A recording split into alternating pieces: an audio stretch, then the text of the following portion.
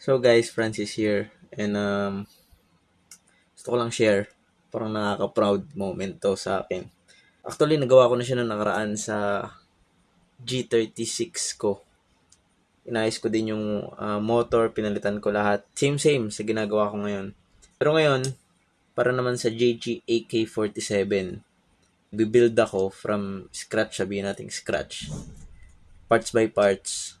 Kailangan palitan, lahat ng papalitan. Naghanap pa ako sa online. Ang dami rin akong mga nakilala, mga napaggawa na ng parts. And ngayon, ang kompleto ko pa lang is yung wirings niya para mapagana yung motor. Titest natin kung talagang gumagana na siya.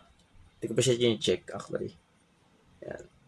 Ginawa ko pa lang siya, connect ko pa lang yung sa T-plug. Kinapitan ko na ng battery. So, mabilisan lang to guys. Test natin kung gagana.